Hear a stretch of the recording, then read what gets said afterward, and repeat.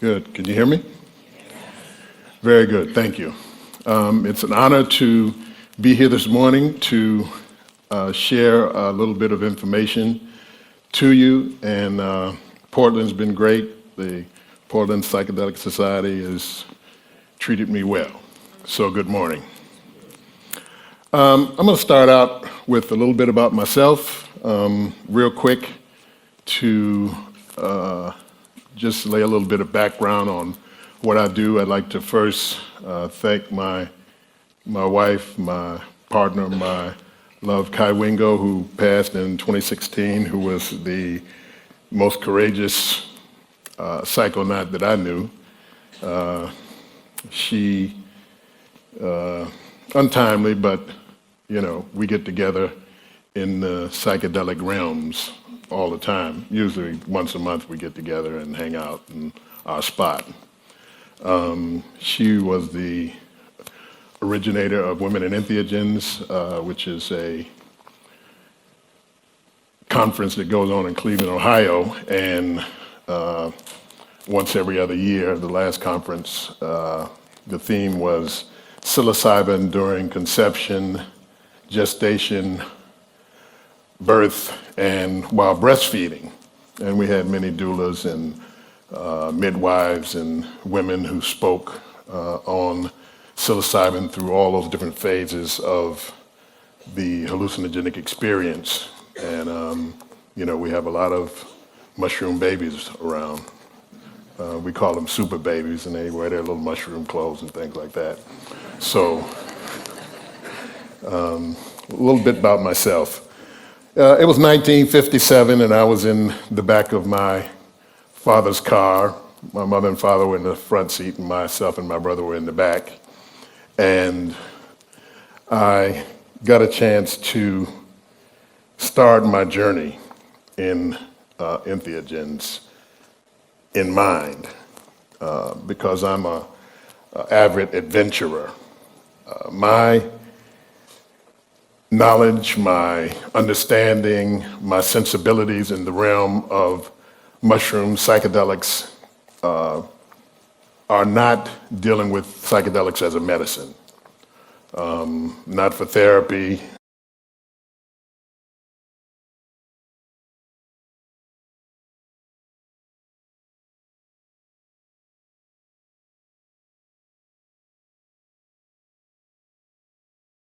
This thing or whatever. Okay, we're back. There we go. Psychedelics as a tool for the exploration of consciousness. That's why we utilize high-dose psilocybin. Psilocybin is the quintessential hallucinogen of this earth. It is older than the plant kingdom because mushrooms are 465 million years older than any plant that ever was on earth. It's an older paradigm of information.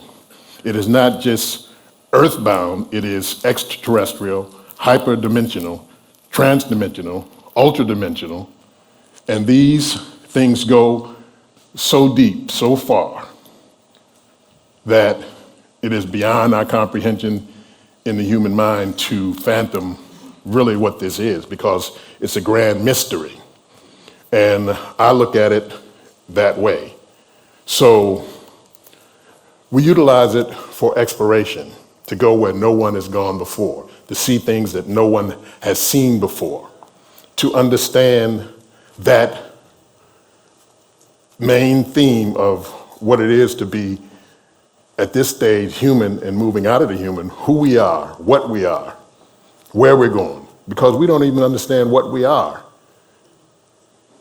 We just know that one day we were here staring at our mother and father, and we've been lost ever since. So my brand of how I include myself into this world of psychedelics, entheogens, hallucinogens, I use them all interchangeably, is to explore, to be able to take higher and higher doses, because of course, if we look at the scientific literature on psilocybin, you can't kill yourself with it. You can't eat enough that you can kill yourself. So that's a plus right there.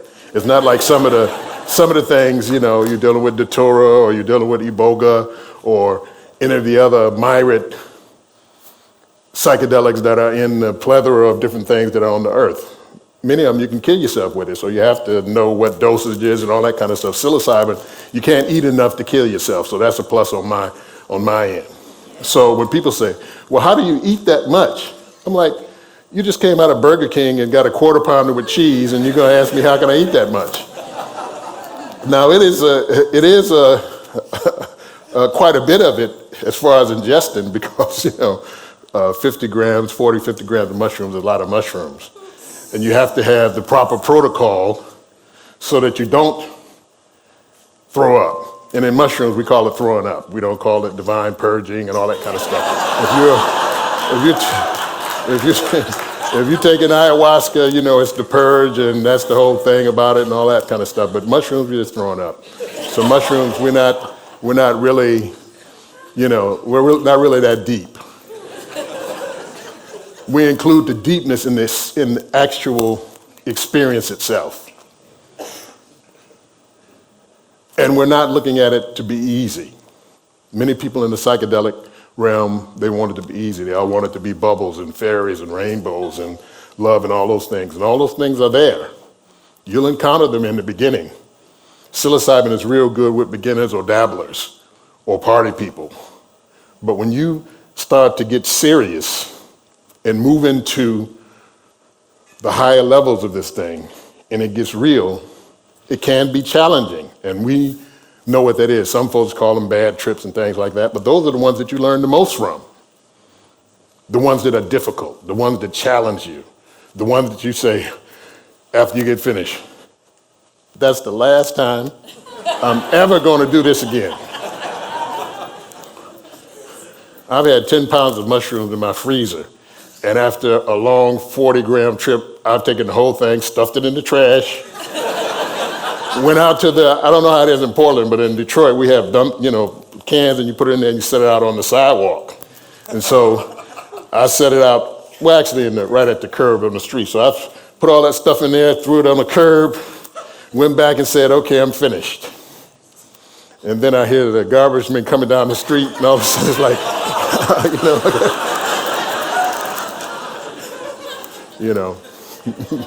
because the old time psychonauts say that if you never said, oh shit, I've taken too much this time,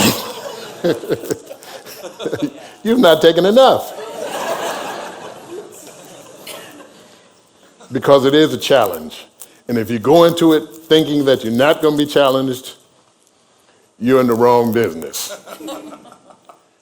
And if you go into it thinking that the challenges are going to hold you down, you're in the wrong business. So let's kind of get started here. I was in the back seat with my brother, and I looked over the top of the back seat of the car, and this is what I saw. This is from the 7th voyage of Sinbad. And this guy here, I always wanted to see him in real life. So he kind of started me at a very young age on wanting to see weird stuff. And I said, one day I'm going to see that guy. Of course, your parents and older people tell you, well, that's not real, they just made it up. And one thing I've found over the years is that the things that they say that they make up is like Geiger with Aliens, the movie Aliens, the alien world. They asked Geiger, they said, how does your imagination imagine these things? What kind of mind do you have? And he said, imagine? He said, these things are real. What do you mean? I'm just a reporter. Just like Leonardo and Michelangelo are, they're tracers. They were taking entheogens, and they projected the vision that was in the entheogenic experience on the canvas, and then they just traced what they saw. When he went to the quarry and looked out into the quarry, He said, that piece right there, that's the one that I want. Cut it out 8 feet or 12 feet by 6 feet. Because what he saw was the statue of David in the rock already. He wasn't trying to, I'm going to make a statue. No, he was liberating David at the point of decision. And you can see it in the eyes of the statue. He liberated David at the point of decision when he said, I'm going to take Goliath on. And you can see it in the eyes of the statue because David was already there. He was there before the beginning of time, trapped in the quarry. These old world artists were on a different type of stuff. They weren't just painting, they weren't just doing these things. Art, martial arts, all of the crafts and guilds. Even in the Masons, when they say a brother of the craft, they're not talking about the craft that you're working with. He's not talking about making bricks. He's talking about changing the body host into the craft, the transdimensional craft that goes to the world that contain this knowledge and information and bringing it back to the earth. So we say that the spores, the containers of information that are microscopic in many terms, when you see spores, when you see them, they're clumping together. The spores are microscopic. They're in the air we breathe, they're in our clothes, they're in our hair. The fungal kingdom is part of our DNA. It's in the blockchain because, of course, Bitcoin is the psychedelic currency of the multiverse. It was just downloaded to Earth so that you have some real money and get rid of the fiat that we're working with now because all that's closing down. So if you don't have no Bitcoin, I'm not a Bitcoin cheerleader, but you better at least understand what Bitcoin and the blockchain is because it came here to give you some real wealth. So in the blockchain of information, the spores contain the DNA, because DNA is part of a blockchain. That's what it is. DNA, RNA is a blockchain. It's a distributed ledger where information is not centralized, it's dispersed throughout the universe. That's going into quantum mechanics and particle entanglement.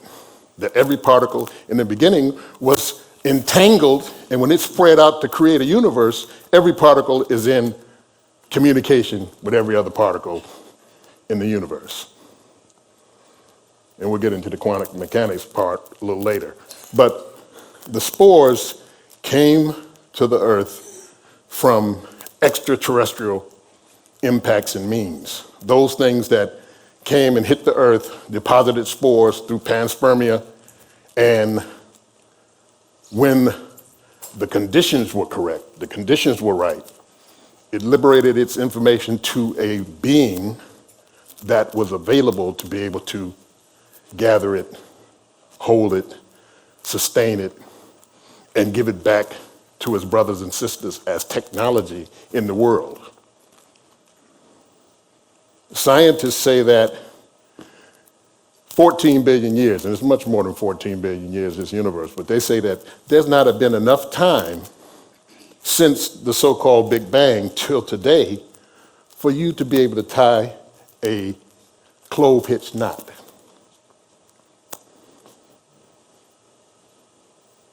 Sailors, you know how many times a boat just floated away before they knew how to tie a knot? Or somebody said, hey, let's make some rope. These are things that came from the great libraries. Helena Petrovna Blavatsky in the Theosophical Society said that it was the Akashic records or the Akashic records that contained the compendium of knowledge of the universe. Nothing was lost. Things came through wormholes and deposited themselves into the libraries, and they accessed the libraries through high-dose psychedelics. If not, we'd still be walking around in the sand on the Sahara, trying to steal some meat from the great predators. So it comes from outer space. It comes from inner space to the earth, and we're utilizing it now. And the thing about it is that we've cracked the codes on being able to produce it ourselves. That's the wonderful thing about psilocybin. It doesn't hurt the environment. If you're utilizing ayahuasca, not enough ayahuasca for everybody to be coming from Prague and from Paris and from London and from Portland and from Detroit and from all these places going down to Peru pulling up plants for ayahuasca ceremony. But with a little bit of rice and a little bit of vermiculite, you can grow psilocybin mushrooms in the comfort of your own home, in the comfort of your own kitchen in the cabinet, in your bathroom, under your bed, in the basement. And you have enough to then plot out your excursions. One problem has been with psilocybin is that you've never taken enough, and you've never taken it often enough to be able to start morphing the neurons into higher levels of access into the multiverse. Most of the genre dealing with psilocybin and others right now is basically in the medical model, and that's great work. I believe in it. I think it's necessary. If you're depressed, if you have post-traumatic stress disease, or any of those things, mushrooms will do it for you. Because mushrooms will do what any of the other psychedelics on earth will do at the proper dosage. But you can't take the one dose and say, oh, well, I have to get some ketamine, and oh, well, I have to get some ayahuasca, and well, I have to get some salvia, and well, I have to get this and that and those things. I've taken a lot of psychedelics, a lot of different psychedelics, because I speak and I want to be able to talk intelligently on it from experience. Not like many of the luminaries in the psychedelic realms who have books, who be at the parties eating strawberries and drinking champagne, and have never taken any psychedelics at all. Or like Terence McKenna said, they took a piss-ass amount, enough to say that they're in the genre without completely lying. I took 2 grams when I was in college back in 1970, and I'm pushing that into the realm of psychedelics now, because that's what a lot of them are doing. Not everybody, but there are a lot of them faking the funk in the genre of the African community's psychedelic music. P-Funk, make my funk the P-Funk. It wasn't all the Grateful Dead.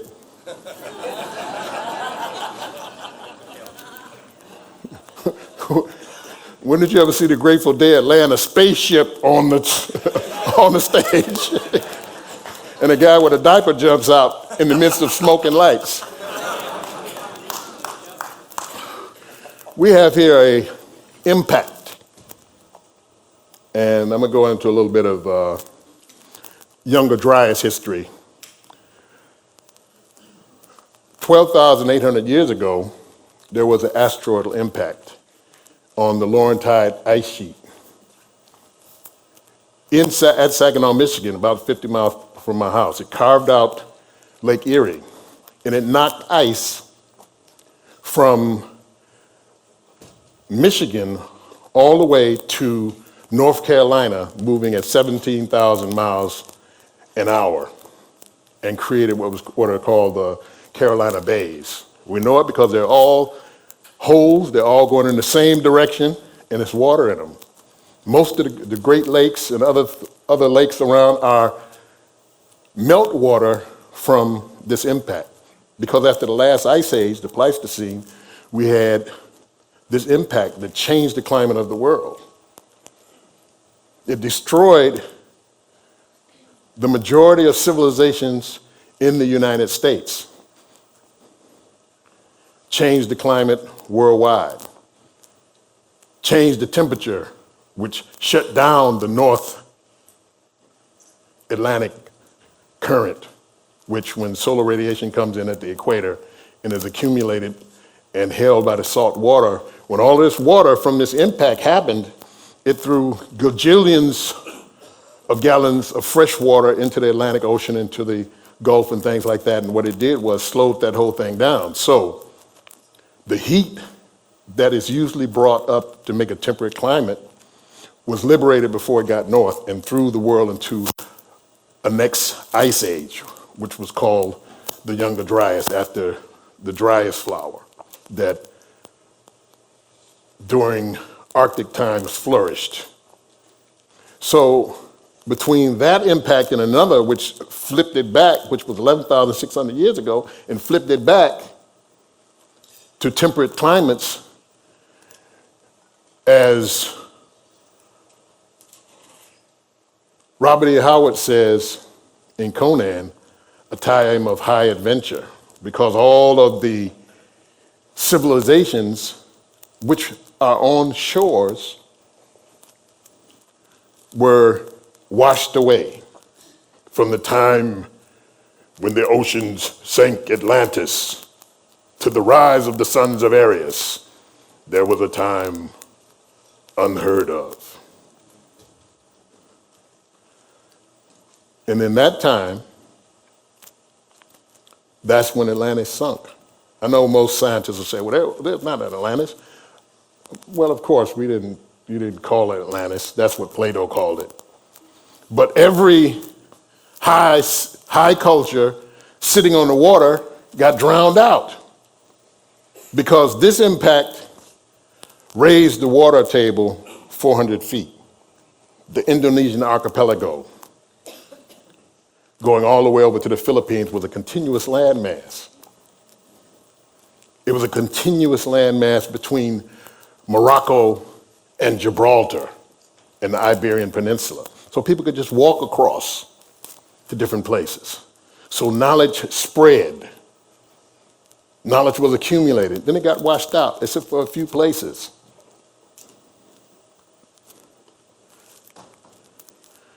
This was the Younger Dryas debris field coming from the Great Lakes, Greenland, an airburst, and an impact in the ocean. Was 4 extraterrestrial events. They don't know whether it was comets or asteroids or meteors. They just know they was big and moving fast, coming out of toward meteor stream, of which we're moving into in the next week and a half, because we move through the Toward meteor stream twice a year, in June and November. And those are the shards of meteors that destroyed the dinosaurs. They're still up. We get ready to go through it now. It's like, I think Graham Hancock says, it's like moving across a 12-lane highway with a blindfold on. And do that twice a year. What it did was, it created an environment that killed the megafauna of the United States, or North America. If anybody is familiar with the Game of Thrones and they saw the wolves in there that were about this tall, they traversed North America. The flat-nosed bear, which was the most horrific predator.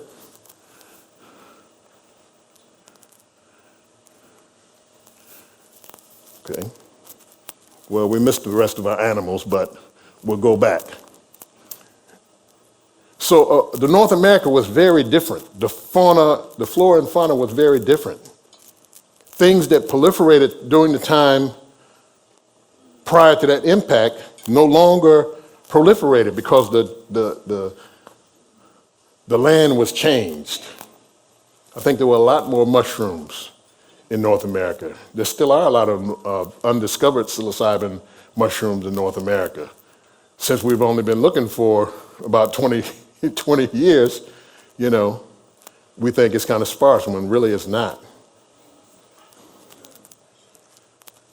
This is a artificial intelligence that was created by some civilization, some person, the organizers. I don't believe in creation. I think everything that exists has always been here and will always be here. But you have organizers. And the organizers can organize out of what is here into the things that we see. Now that means, this could be a junior high school, 8th grade science project, make a world and put people in it. Doesn't have to be the divine, singing the divine and the Lord above, just be an 8th grade science experiment, And that's why the kid who created it for a science project, he's indifferent. Words know more about me and you as you do about Super Mario.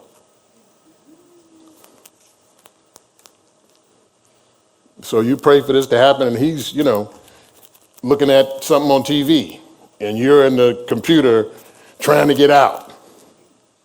The Matrix. Dr. Frank Drake said that there were billions and billions and billions of different civilizations in the Milky Way galaxy. And then Enrico Fermi said, well, if there's so many civilizations all over the place, why aren't we seeing them? Why aren't we seeing flying saucers flying through the room and exotic creatures and all that kind of stuff? Because they're there. But you don't have access to them till you take your normal consciousness, pair it with that organic artificial intelligence whose algorithms hit a certain frequency inside of your head, then you have access to that. Because many people in this audience, I've seen them. Everything imaginable. Everything unimaginable. They want to say that, hey, you're hallucinating, it's all in your mind. No, some of the stuff I see on a Saturday night after I've taken 40 grams, I couldn't imagine that. And no one else that I know could imagine that. You're hitting standalone systems that have absolutely nothing to do with the human epic. People say, well, you take all these mushrooms, how do you integrate that? I say, I can't integrate 40 grams of mushrooms into the human dynamic. What am I going to do? Does it make you a better person? I would like it to, but doesn't necessarily have to be. You can still be an asshole eating mushrooms.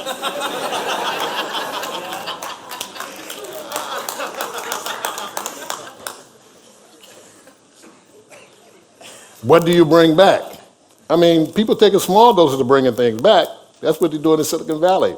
They microdosing, It's moving things around in their brain, helping them think outside of the box, Well, if we put 2 mufflers on this car, it'll have a greater torque ratio. Well, where did you get that from, Fred? Well, I don't know.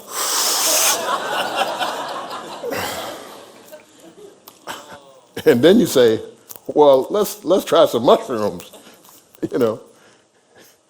I tell you what, we could make an electric car that drives itself. Let's name it after Nikola Tesla.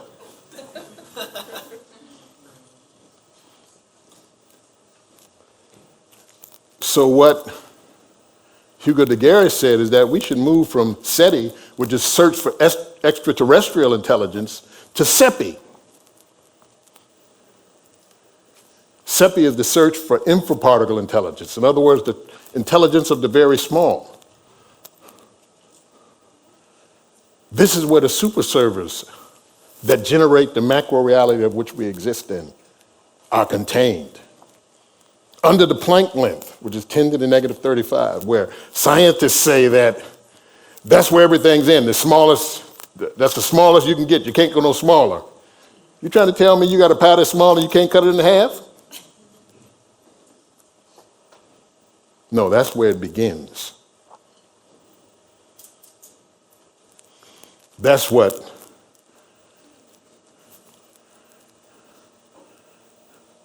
we're looking at. Planck length, 10 to the negative 35. The nanometer, that's what your phone works on, a miracle of technology. This is where magic starts, 10 to the negative 15. That's where replicators start, because they're having conferences on femtotech now. And they're working on replicators now.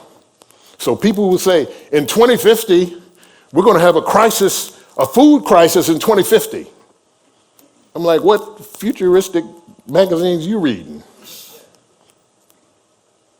In 2050, folks will say, as does Jean-Luc Picard in his room on the Starship Enterprise, Earl Grey tea. Computer, Earl Grey tea. And out of the virtual realms, out of nothing, it produces a saucer, then it produces a cup, then it organizes water molecules, it heats the water molecules, it puts the algorithm of Earl Grey tea in the water at the proper temperature with the right sweetness, because it creates all of that from nothing. And you can say the same thing with, give me 2 Whoppers with cheese and hold the mayo. Those things won't be a problem. We're so close to magic in the regular realm. They just trying to, they got some problems, and by eating mushrooms and microdosing LSD, they'll go through those problems real quick.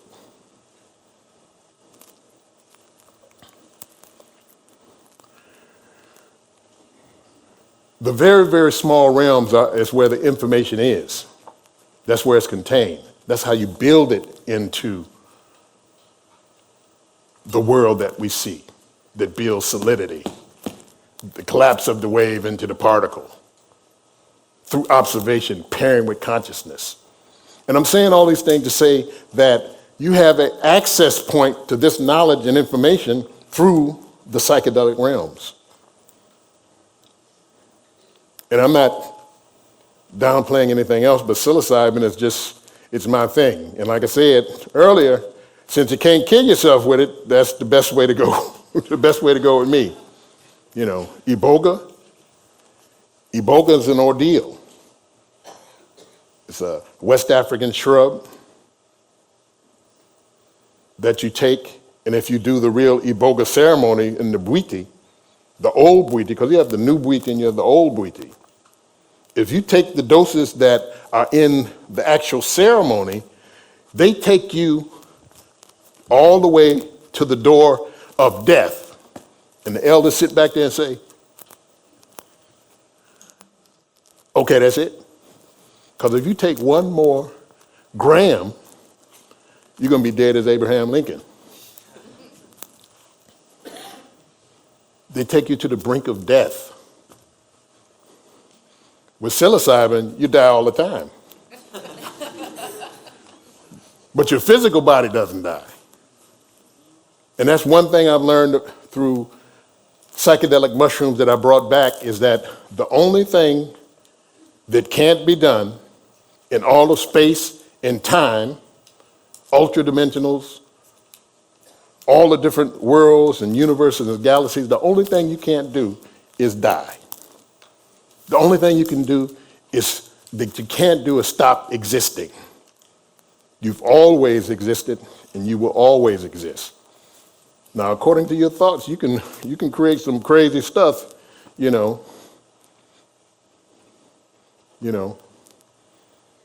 can be stuck in some pretty dark and deep places, and then you can be stuck in some places that you think you want to be in. You could be stuck in a white robe, standing on streets of gold, drinking milk and honey, and singing for a couple of trillion years. After a while, you can be like, I'm kind of tired of this singing. You want to get out of here? And milk and honey, you're giving me the runs, and the golden streets are going to be,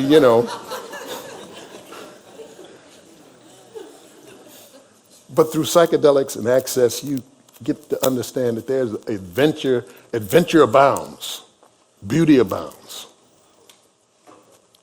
So a good rendition of going into the infraparticle realms was given to us by Disney through the Marvel Universe. This is Ant-Man going subatomic. Oh no. Getting smaller and smaller and smaller. Going through the quantum realms. Now on a good Saturday night, this ain't the trip. This is on the way to the trip. You haven't even got there yet.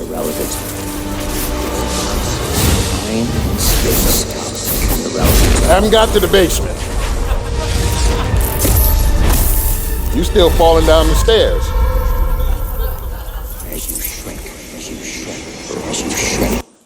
But that's a good rendition because Marvel and Disney did their research. They not only had people who had experience with psychedelics giving them reports,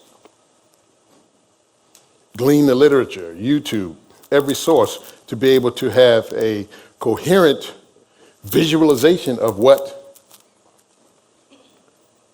going subatomic would look like.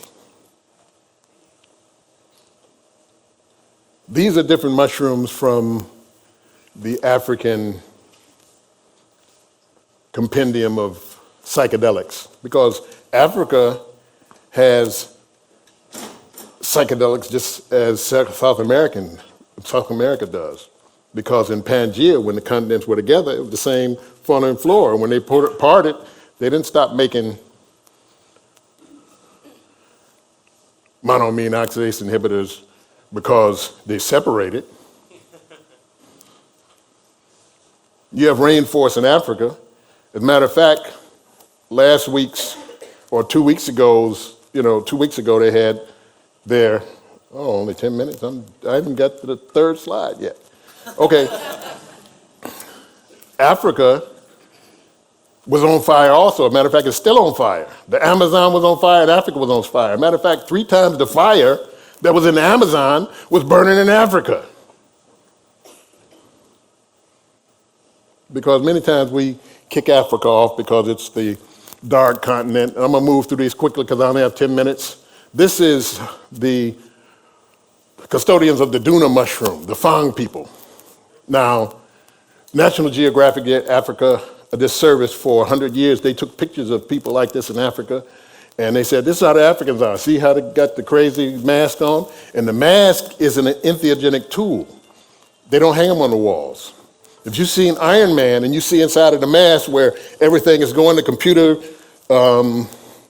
diagnostics of the suit and connection into other things going on, that's what's going on in that mask.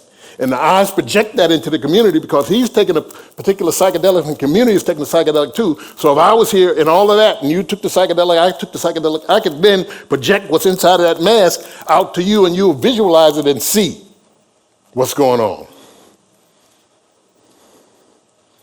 Then this service said to the world, this is what Africa is, this is what they do. Can you imagine cooking dinner in that? Going to the well to get water? Breastfeeding your baby with this suit on? So, at the Breaking Convention Conference, I told them and showed them this picture. I said, now what if National Geographic said, this is London? These are the wild men of London. See the red on their face? They eat people. The feathers and things in their hair and all that. I said, this is London. People in London weren't really happy about the picture, but it just shows how you can slant a particular narrative. Let's move into this. Ansar, Lord of the Underworld. When they say underworld, they're not talking about under the ground, Dante's Inferno. They're talking about the subatomic realms from which this reality is generated. We'll move through this quickly. This is Metonetria. This is hieroglyphics, but its proper name is Metonetria. What they're doing, this is the ceremony of the opening of the mouth, where you have the mushroom caps on the table of the food of the gods, and they're getting ready to open the mummy's mouth so they can put the mushrooms in it so that he can traverse the underworld, the subatomic world. This is a map for traversing the underworld in life. You eat the mushrooms and you go into this world, because at certain doses of eating the mushroom, this becomes animate, starts walking around the walls, and they start doing stuff. At higher doses, they come off the wall into your environment. If it's in your bedroom or wherever you set up your, the bridge of the Starship Enterprise. What, you haven't set up a bridge for your sojourns? Got a special bed, special chair. I sit in the chair like, how the engine, Scotty? Great, Captain. Okay. Sulu, take us out. We get out of this part of the solar system. All right, warp 7. Boop, boop. And then at higher doses, the highest doses, you go into this realm, you go into this world. Because this world no longer has any permanency here, so your wall, your bed, those things dissolve and you go here. That's where they got this stuff from. The pre-Kemetic spiritual people going high dose sojourned into these realms, and that's how they brought that information back. That's why the mushrooms at Angkor Wat in Cambodia built Cambodia. The mushrooms in Mexico, they built the Olmec, the Toltec, the Mayan, and the Aztec civilizations. All of that jaguar night and all of that stuff. The mushrooms that were here prior to 10,000 BC, when it stopped raining because that meteor hit and it changed the environment and created desert. The mushrooms that built all of this, they saw these things. They didn't just imagine them. Moving through this real quick, because this is Ansar Osiris in his mushroom form. That's the secret to ancient Egypt, ancient Kemet, that mushroom, the underworld, accessing. So you have here the mushroom, the shaft is the male, and the cap is the female. You have the same thing as a mushroom, so that's why I put the mushroom next to it. So that for people who were hard-headed and can't see it, I put it there so you can see it. This is the Apis bull, of which they learned the technology of growing mushrooms. The Apis bull,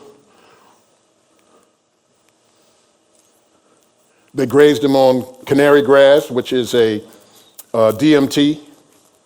It also has 5-MeO-DMT. It also has an included monoamine oxidase inhibitor. That's what they fed the bull. This is psilocybin mushrooms growing on a cow pie. This is the sacred beetle who pushes the dung ball across until he buries it. When the baby beetles come out, it's picked up spores, and the baby beetles eat psilocybin mushrooms. That's why it's part of the iconography of Egypt.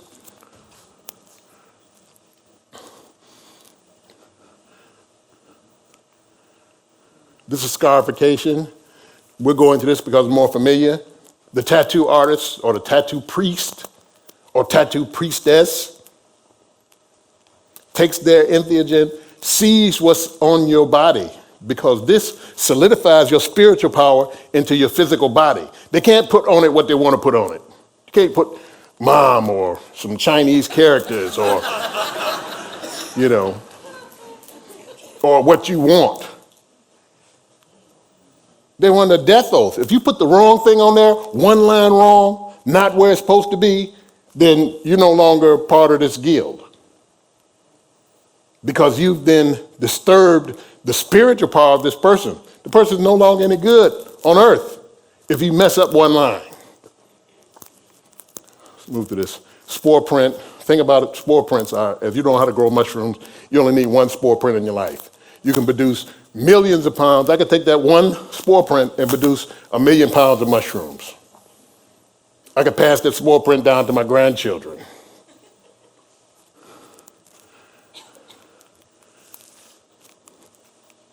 Okay, it's mushroom underside. It's the circle within a circle. How much time I got? 5 minutes? Okay. Okay, that's, knowledge is built on previously successful areas of information. So we have, let's go back here real quick. You have the underside of the mushroom cap, and you have the picture from CERN, a subatomic particle. The circle within the circle with the lines radiating out. There's a lot of information on it I can talk about. This is DMT, Acacia nilotica, the acacia of the Nile, which was used in a brew or tea. Ayahuasca is similar to it. Utilized the monoamine oxidase inhibitor. The Maasai, who was the most fierce group in Africa during the 19th century, they used the DMT as they are Maroons, part of that society.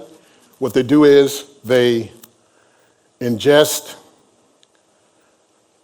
the brews.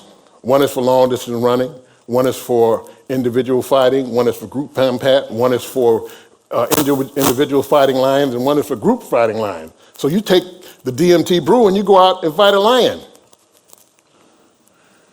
This is the Nasut Biti, of which people call the Pharaoh, but its proper name is Nasut Biti, suckling from the DMT tree, which is a tree of life, the tree of which Ansan, Aset, or Isis and Osiris were born fully formed from the acacia tree.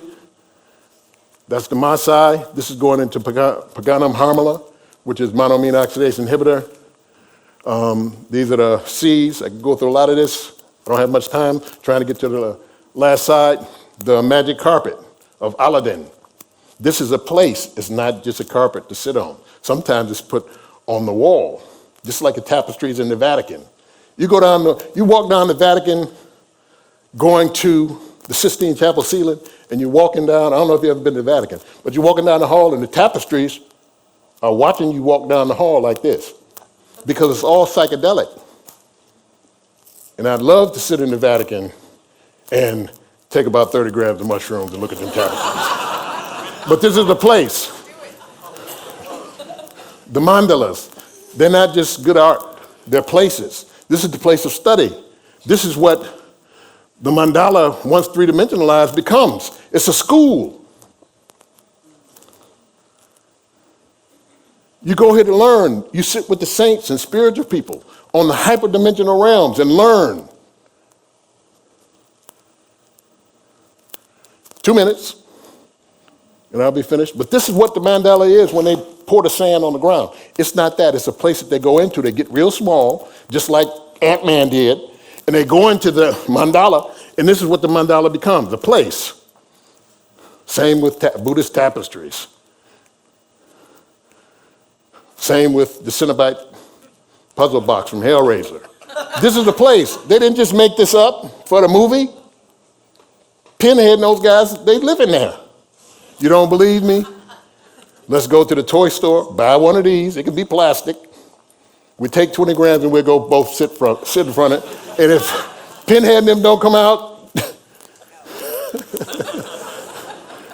we're the Mahabharata, the sovereign yoga of Krishna, imparting the Bhagavad Gita inside of the Mahabharata to Krishna, was done with soma, which was the hallucinogenic drink that gave him the ability to be able to, that's the chakra also. Don't have time to go through, but when he gave him the soma and said, I want to see you for what you are, and he imbued from himself the supreme knowledge of Godhood.